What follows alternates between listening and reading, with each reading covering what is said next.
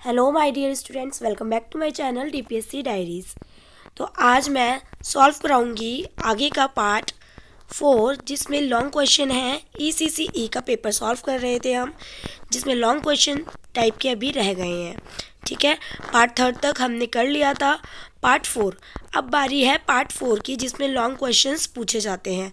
ठीक है, तो लॉन्ग क्वेश्चंस में क्या रह गया है।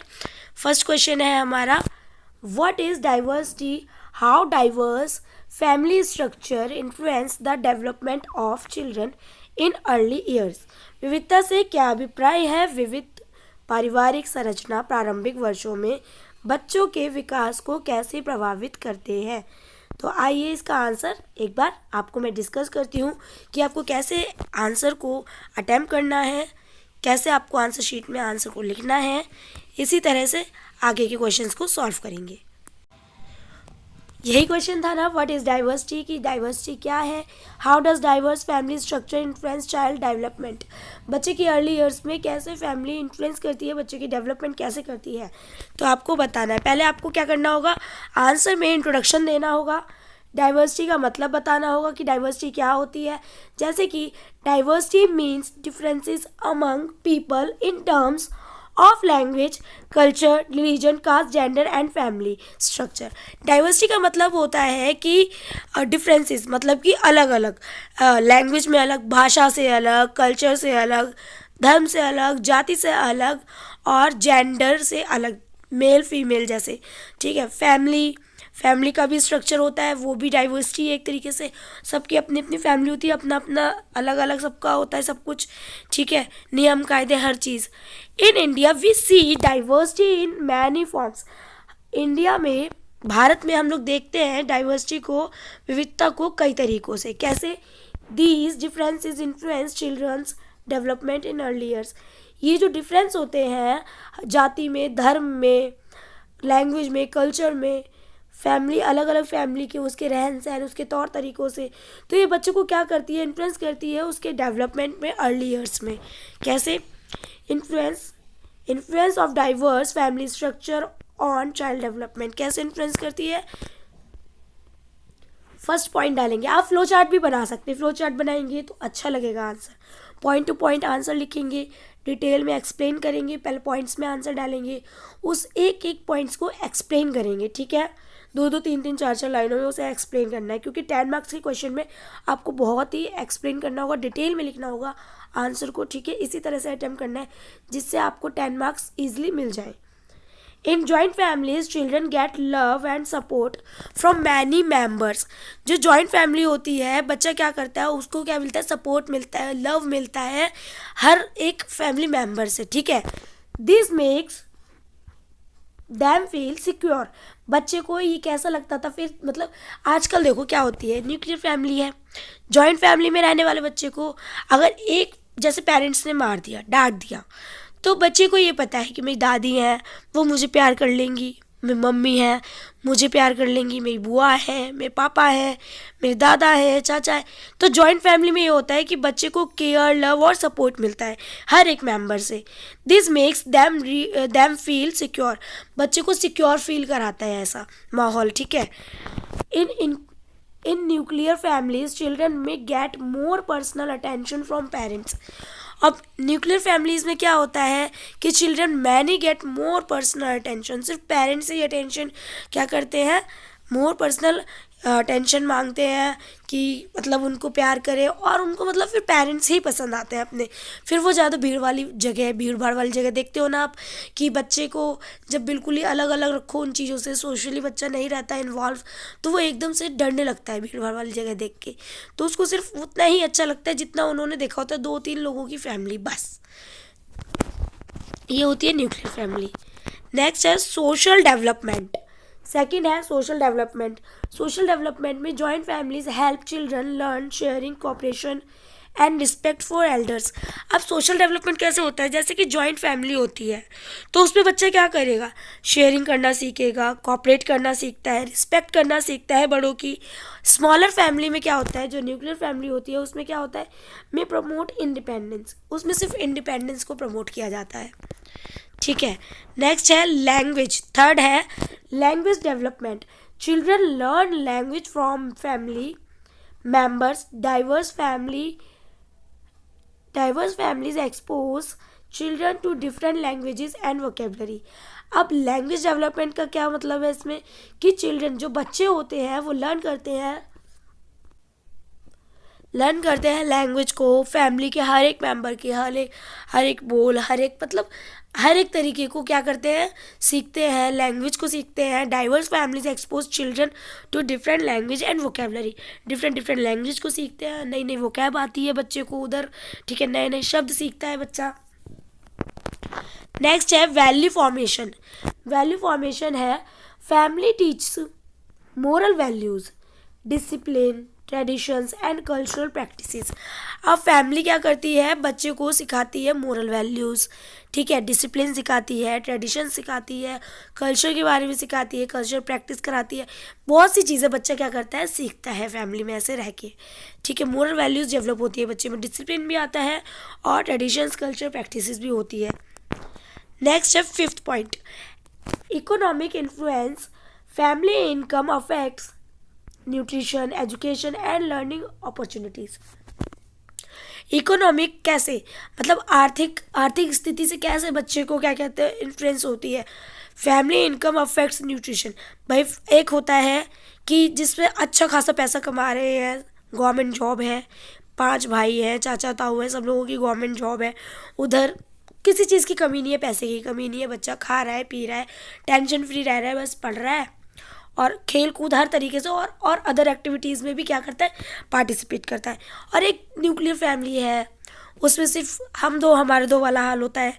अब उसमें माँ भी कमा रही है, बाप भी कमा रहे हैं, कुछ तो किराए पे रहते हैं, कुछ कैसे रहते हैं, मतलब ये चीज़ भी इकोनॉमिक भी बहुत ही ज़्यादा क्या करती है, इन्फ्लुएंस करती है. फैमिली इनकम भी बच्चे पे क्या करती है, प्रभाव डालती है. कैसे कि अफेक्ट करती है न्यूट्रिशन. जब अच्छी कमाई नहीं होगी तो अच्छा खाना नहीं होगा, अच्छा पोषण नहीं होगा, एजुकेशन भी उस हिसाब से नहीं होगी. एक अमीर बच्चे को देख लो आप, जब एक प्राइवेट स्कूल में बच्चा जो पढ़ रहा है उसे देख लो, एक गवर्नमेंट स्कूल में देख लो, या एक गांव के बच्चे को देख लो और एक शहर के बच्चे को देख लो, ठीक है, ये भी फ़र्क होता है. एंड लर्निंग अपॉर्चुनिटीज़, कि जो प्राइवेट स्कूल वाले बच्चे को अपॉर्चुनिटी मिलती है वो गवर्नमेंट वाले को नहीं मिलती है, जो गवर्नमेंट वालों को मिलती है वो प्राइवेट वालों को नहीं मिलती है, ठीक है. नेक्स्ट है 6 पेरेंटिंग स्टाइल. पेरेंटिंग स्टाइल से क्या मतलब है, positive and supportive parenting increases confidence and self esteem in children. अब इसमें पेरेंटिंग स्टाइल का मतलब है कि क्या होता है, अगर बच्चे को आपने प्यार, लव, केयर, सपोर्ट किया और उसको positive supportive parenting increasing confidence क्या होता है, अगर आपने पॉजिटिव सपोर्ट किया, उसको बच्चे को प्यार दिया, लव दिया, केयर दिया, अफेक्शन दिया, तो बच्चा क्या होगा, उसमें पॉजिटिव वो आएगी, पॉजिटिव वैल्यूज़ करनी आएगी, पॉजिटिव पेरेंटिंग आएगी उसमें करनी, वो भी अपने बच्चों के लिए वैसे ही करेगा. बच्चे को आप जैसा सिखाओगे बच्चा वही सीखता है, ठीक है. उसका कॉन्फिडेंस बिल्ड होता है, वैल्यूज़ आती है, सेल्फ स्टीम बिल्ड होती है, बच्चा क्या होता है, कॉन्फिडेंटली बोलता है, सोशली क्या करता है, इन्वॉल्व होना सीखता है, हर तरीके से बच्चे का डेवलपमेंट होता है ऐसे, ठीक है. पेरेंटिंग स्टाइल भी बहुत मैटर करता है बच्चे के लिए, कि बच्चे को आपने कैसे पेरेंटिंग किया है, बच्चे को कैसे बढ़ाया है, पढ़ाया है, सिखाया है, उसके अंदर वैल्यूज़ कैसे डेवलप की है. पेरेंटिंग स्टाइल बहुत ही इम्पॉर्टेंट है, क्योंकि बच्चे के लिए आज के टाइम पे पेरेंटिंग बहुत ज़्यादा इम्पॉर्टेंट है, क्योंकि 2 मिनट नहीं लगते हैं. गलत चीज़ें बहुत जगह हैं और अच्छी चीज़ें बताने वाले कुछ ही लोग होते हैं. वही वाला हाल है ना, कि टांग खींचने वाले तो 1000 होंगे, आगे बढ़ाने वाले बहुत कम होते हैं. तो पेरेंटिंग स्टाइल भी बहुत ज़रूरी होता है. बच्चे गलत चीज़ में पड़ जाए तो उससे अच्छा है आपको बच्चे की हर चीज़ पे ध्यान रखना होता है, फ्रेंडली रहना होता है बच्चे के साथ में. नेक्स्ट है कॉन्क्लूजन. ऐसे ही एंड में आपको कॉन्क्लूजन डालना होगा. In inclusion, diversity in family structure plays an important role in shaping a child's personality. behavior and overall development. A supportive family environment helps in healthy growth. वही बात की conclusion में यही बोला है कि डाइवर्सिटी जो होती है फैमिली स्ट्रक्चर प्ले करती है एक इम्पॉर्टेंट रोल बच्चे को शेपिंग, यानी कि उसको शेप देने के लिए, उसको गाइड करने के लिए, उसकी पर्सनैलिटी को डेवलप करने के लिए, उसके बिहेवियर को डेवलप करने के लिए, यानी कि उसका ओवरऑल डेवलपमेंट के लिए बहुत ही इम्पॉर्टेंट होता है। ये एक सपोर्टिव फैमिली जो होती है वो उसके एनवायरनमेंट में हेल्प करती है एक हेल्दी ग्रोथ के लिए। ठीक है, तो ये था कंक्लूजन। आई होप आपको समझ में आया होगा ये क्वेश्चन कि क्या पूछा था इस क्वेश्चन में। आप देख सकते हो कि डाइवर्सिटी वाले टॉपिक से कितने सारे क्वेश्चंस आ गए हैं। तो ऐसे ही क्वेश्चन एग्जाम में पूछे जाएंगे। डाइवर्सिटी से मोस्टली क्वेश्चन बहुत ही आएंगे, 10 मार्क्स में, 5 मार्क्स में, 2 मार्क्स में भी दे देते हैं। तो इस वजह से आपको क्या करना होगा, डाइवर्सिटी वाला टॉपिक बहुत ही अच्छे से पढ़ना होगा। Linguistic diversity, social cultural diversity, मैंने सब कुछ कराया हुआ है, आप वीडियोस को देखिए। मैं वीडियोस की लिंक वीडियो के डिस्क्रिप्शन में डाल दूंगी, क्योंकि ये सारी वीडियोस जब आप पूरी देखोगे, समझोगे टॉपिक को, तभी आपको समझ आएगा। ज़्यादा लॉन्ग वीडियो नहीं है, बहुत छोटी छोटी वीडियोस बनाई है मैंने, जिससे आपको भी प्रॉब्लम नहीं होगी। स्पीड बढ़ा के देखेंगे तो बहुत जल्दी समझ जाएंगे। अपने नोट्स बनाइए, क्वेश्चंस को कैसे अटेम्प्ट करना है बाकी मैं आपको बता ही रही हूँ। जितने भी इंपॉर्टेंट क्वेश्चन है मैं सभी को इन्वॉल्व कर रही हूँ और सॉल्व करा रही हूँ। पहले तो अभी मैं क्वेश्चन पेपर ही सॉल्व करा रही हूँ, जिससे आपको पता चल जाए कि कैसे कैसे क्वेश्चंस पूछे जा चुके हैं एग्जाम में। ठीक है, तो नेक्स्ट क्वेश्चन है 26। Discuss Maria Montessori educational philosophy. अब मारिया मॉन्टेसरी के बारे में डिस्कस करना है, उसकी एजुकेशनल फिलॉसफी कैसी थी। 10 मार्क्स में आ गया ये क्वेश्चन, ये भी मैंने कराई हुई है, इसकी वीडियो आप जाके देखिए, प्लेलिस्ट बनी हुई है, आपको इजीली मिल जाएगी। मारिया मॉन्टेसरी, इंट्रोडक्शन में आपको बताना होगा पहले मारिया मॉन्टेसरी के बारे में। ठीक है, Maria Montessori was a famous Italian educationist. She introduced a child centred and scientific method of teaching. Maria Montessori कौन थी, एक फेमस इटालियन एजुकेशनिस्ट थी। ठीक है, she introduced a child centred and scientific method. इन्होंने चाइल्ड सेंटर्ड और जो एक साइंटिफिक मेथड होता है टीचिंग लर्निंग का, उसके बारे में बताया। Her philosophy focus is natural development of the child. इनकी फिलॉसफी ये कहती है कि बच्चे के नेचुरल डेवलपमेंट पे फोकस करूँ।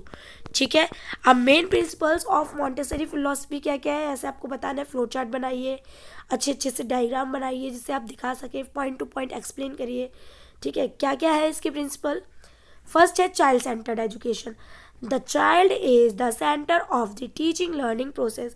चाइल्ड क्या है, सेंटर है, यानी कि ये रहा चाइल्ड, और चाइल्ड क्या है, सेंटर है टीचिंग लर्निंग प्रोसेस में। ठीक है, ये मारिया मॉन्टेसरी का मेन प्रिंसिपल है, चाइल्ड सेंटर्ड लर्निंग होनी चाहिए। नेक्स्ट है सेकंड, प्रिपेयर्ड एनवायरनमेंट। एनवायरनमेंट को ऐसा प्रिपेयर करो, कैसा, classroom should be clean. Classroom कैसी होनी चाहिए, क्लीन होनी चाहिए, अट्रैक्टिव होनी चाहिए, and well arranged with learning materials. Classroom arrange होना चाहिए बच्चे के लर्निंग मटेरियल से, हर एक कोने में बच्चा लर्न करे। ऐसा नहीं है कि बच्चा कोई भी कोने में बैठा है तो वो अकेला बैठा है या अकेला बैठा हुआ है, कोई एक्टिविटी नहीं कर रहा है, कुछ भी इन्वॉल्व नहीं कर रहा है एनवायरनमेंट से। ऐसा क्लासरूम नहीं रखना है आपको। क्लासरूम ऐसा रखना है, प्रिंट रिच रखना है, जिससे आपको प्रिंट रिच, टॉयज़, बहुत सी चीज़ें होती है एक्टिविटी बेस्ड। आपको क्या करना है, स्टोरी टेलिंग वगैरह, जो हर एक चीज़ मैंने कराई हुई है मेथड एंड मटेरियल्स में, आप देखना। ये एक वीडियो बहुत अच्छी है, उसमें आप अगर वो पढ़ लोगे तो आपका एग्ज़ाम में कोई भी प्रॉब्लम नहीं होगी। मेथड एंड मटेरियल्स की मैंने वीडियो बनाई हुई है जो। ठीक है, क्या करना होता है, प्रिपेयर्ड एनवायरनमेंट में क्लासरूम को आप क्लीन रखना होगा, अट्रैक्टिव बनाना होगा, and well arrange. Well arrange का मतलब है कि आपको ऐसे मटेरियल्स रखने होंगे क्लासरूम में जिससे बच्चा क्या करे, सीखे, कुछ लर्न करे, कुछ नया सीखे, उससे खेले, उससे मतलब तोड़े फोड़े कुछ भी करे, उससे कुछ नया सीखे, कुछ नया बनाए। ठीक है, बच्चे को क्या करना है, ऐसा क्लासरूम रखना है कि बच्चा कहीं ना कहीं खाली ना बैठे, वो कुछ ना कुछ सीखता रहे, चाहे वो खेल खेल में सीखे। ठीक है, खेल खेल से सिखाना है बच्चे को। नेक्स्ट है थर्ड, लर्निंग बाय डूइंग की बात। लर्निंग बाय डूइंग की बात करती है Maria Montessori. Children learn through activities and practical experience. Learning by doing का मतलब यही है कि बच्चा खुद से करके सीखता है, प्रैक्टिकल एक्सपीरियंस होने चाहिए। चिल्ड्रन लर्न थ्रू एक्टिविटीज़, बच्चा एक्टिविटी करता है, कोई उसके थ्रू सीखता है, प्रैक्टिकल एक्सपीरियंसेस, यानी कि लर्निंग बाय डूइंग खुद से करके सीखे। नेक्स्ट है फोर्थ, सेंसरी मटेरियल। सेंसरियल मटेरियल्स क्या होते हैं, देखो, स्पेशल टीचिंग मटेरियल्स होते हैं, ये are use to develop senses and understanding. ये स्पेशल टीचिंग मटेरियल्स होते हैं, ये कब यूज़ करे जाते हैं? बच्चे के सेंसेस को डेवलप करने के लिए, अंडरस्टैंडिंग के लिए, उसकी समझने के लिए, समझने की क्षमता के लिए ये सेंसरियल मटेरियल्स यूज़ किए जाते हैं, बच्चे को टच करा के और दिखा के, आई से, हैंड से, मतलब ऐसे होते हैं ये, ठीक है, सेंसरियल। नेक्स्ट है freedom with discipline. Freedom with discipline, children are free to choose activities but must follow rules. Children are free to choose activities, children क्या करते हैं, उनको फ्री होना चाहिए अपनी एक्टिविटीज़ को वो चूज़ करें, उन्हें जो भी करना है वो खुद से चूज़ करें कि आज उनको ये एक्टिविटी करनी है, या उनका कोई भी मन हो रहा है वो खुद से एक्टिविटी करें, ठीक है, इतनी फ्रीडम होनी चाहिए। मस्ट फॉलो रूल्स, रूल्स को फॉलो करें, लेकिन रूल्स को फॉलो करना ज़रूरी होता है, ठीक है।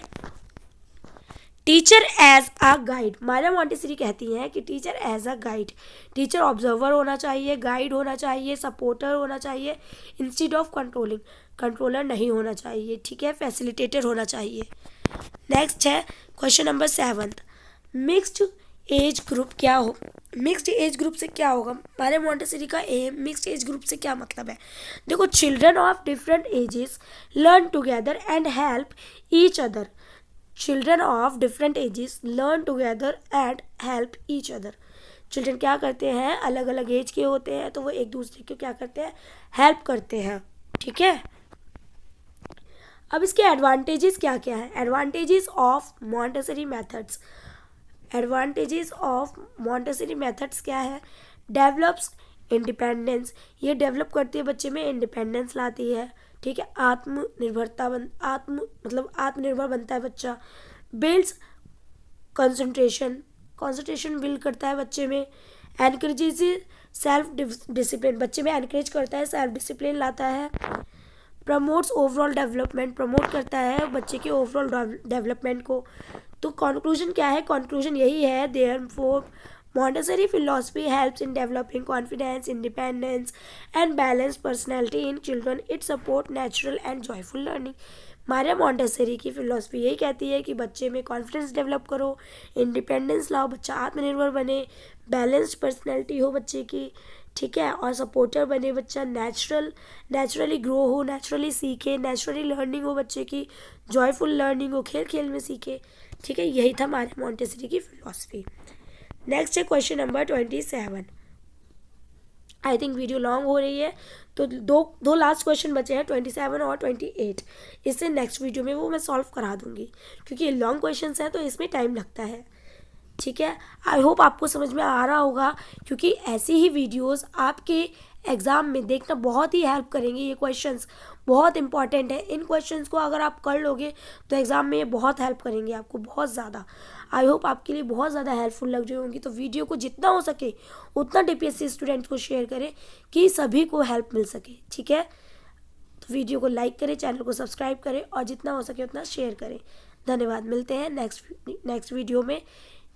जो लास्ट 2 क्वेश्चन बचे हैं वो लास्ट वीडियो में मैं करवाऊंगी। Thank you for listening.